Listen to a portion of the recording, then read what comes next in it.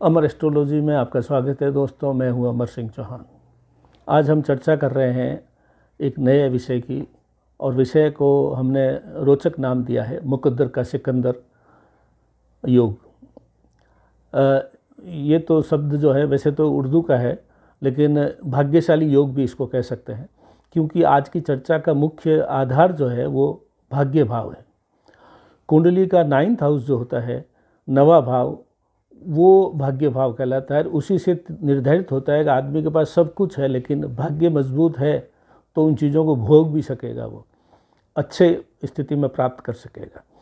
तो नवम भाव को भाग्य भाव बोलते हैं। 9th हाउस जो होता है कुंडली का, वो भाग्य भाव होता है। तो आज हम चर्चा करेंगे कि भाग्येश यानी नवम भाव का स्वामी जो है वो अगर शुक्र के साथ है और केंद्र में 1, 4, 7, 10 बीच वाले जो घर होते हैं कुंडली में वहाँ बैठा है, या 5 और 9 में बैठा है, तो पहला सूत्र लागू हो गया कि भाग्येश शुक्र के साथ बैठा है। यानी भाग्येश मतलब भाग्य, शुक्र मतलब प्लेजर, और जो है सुख, संपत्ति और सुख भोगने का आनंद, और उसका आनंद प्राप्त करने की जो शक्ति देता है वो शुक्र देता है, प्लेजर देता है। तो भाग्येश और शुक्र अगर साथ में बैठा है, केंद्र या त्रिकोण में बैठा है, तो ये योग बहुत ही अच्छी स्थिति में बन जाता है। अगर तीसरे घर में पराक्रम भाव जो है कुंडली का, वहाँ पे सूर्य और शनि अगर बैठे हैं तो इस योग को और भी बल मिल जाता है, क्योंकि पराक्रम भाव में सूर्य और शनि जो है पराक्रम को बढ़ावा देते हैं। जब आदमी पराक्रम को बढ़ावा देता है, पराक्रम मजबूत हो जाता है, तो भाग्य अपना बन जाता है। दोनों आमने सामने, भाग्य भाव के सामने ही जो है पराक्रम भाव है, पराक्रम भाव के सामने भी भाग्य है। तो पराक्रम करोगे उतना भाग्य बनेगा, भाग्य बनेगा तो पराक्रम भी बढ़ेगा। तो ये दोनों जुड़े हुए हैं। दूसरा सूत्र है भाग्येश, भाग्य का स्वामी, भाग्य भाव का स्वामी भाग्य भाव में ही बैठा हो तो भी बलवान माना जाता है। इससे भी मुकद्दर का सिकंदर या भाग्यशाली योग बनता है।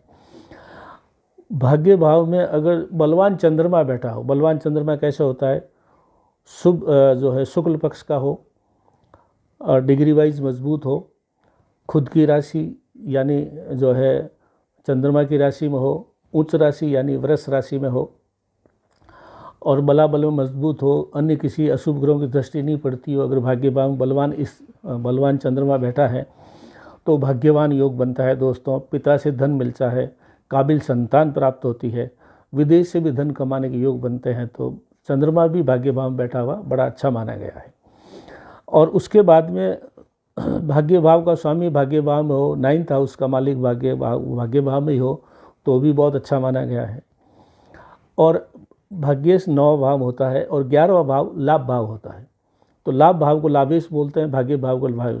तो 9वें भाव का स्वामी जो भाग्येश है और 11वें भाव का स्वामी जो लाभेश है, ये दोनों भी अगर केंद्र में या त्रिकोण में बैठे हो, लाभेश और भाग्येश 11वें भाव का स्वामी और 9वें भाव का स्वामी दोनों ही अगर केंद्र या त्रिकोण में बैठे हों तो भी बहुत भाग्यशाली योग बनता है। क्योंकि भाग्य मजबूत होगा तो लाभ मिलेगा, और लाभ अगर मिल गया है आपको तो फिर भाग्य अपना भी मजबूत हो गया। तो ये दोनों इनकी जोड़ी है 9वें 11वें भाव की। तो ये भी अपने आप में बहुत बड़ा महत्वपूर्ण बिंदु है कि जो है लाभेश और भाग्येश केंद्र या त्रिकोण में हो, या लाभ भाव में ही हो, या भाग्य भाव में हो, तो भी होता है। और गुरु और शुक्र भी भाग्य भाव में हो तो भी बहुत बलवान माना जाता है, क्योंकि 9वां भाव गुरु का खुद का है और शुक्र यहाँ बैठ जाता है। अगर आदमी के पास शुक्र, गुरु का मतलब ज्ञान है, अंतर ज्ञान है, आध्यात्मिक ज्ञान है, बहुत ही अंदर से मजबूत व्यक्ति है, और उसके साथ में शुक्र मिल गया जो राक्षसों का गुरु है, और वो प्लेजर देता है, वो भौतिक सुख देता है, वो सुविधाएं देता है, संपन्नता देता है, सुख भोगने का आनंद देता है, ताकत देता है। तो गुरु और शुक्र भी भाग्य भाव में अच्छी स्थिति में हो तो भी आपका मुकद्दर का सिकंदर या भाग्यशाली योग बनता है। ये सभी कब बल ठीक होंगे, जब भाग्य भाव पर किसी प्रकार के अशुभ ग्रहों की दृष्टि न हो, और भाग्य भाव के अंदर और ऐसे कोई अशुभ ग्रह भी नहीं बैठे हो, न दृष्टि हो न कोई बैठे हो। शुद्ध भाग्य भाव होना चाहिए। और बाकी जो सूत्र हमने आपको ऊपर बताए वो सब अगर इसमें लागू होते हो तो भाग्यशाली योग या मुकद्दर का सिकंदर योग बनता है। आप अपनी कुंडली में खुद भी देख सकते हैं, हमने चर्चा की, बड़ा सिंपल सा सरल सा सूत्र है। या अपने किसी विद्वान ज्योतिष से या हमसे आप दिखा सकते हैं, जिससे हम बता सकते हैं कि आपकी कुंडली में ये योग बन रहा है या नहीं बन रहा है। अगर बन रहा है तो आप भाग्यशाली हैं और इन योगों का लाभ उठाइए कि भी कौन सा योग कैसे बन रहा है, उसका लाभ मैं कैसे उठाऊँ। अगर थोड़ा बहुत कोई इसमें कोई ग्रह वगैरह कमज़ोर है तो उसके उपाय भी हम बता सकते हैं, जिससे आपके जो है त्रुटि का समाधान हो जाए, उसको पूर्ण लाभ आप उठा सकें।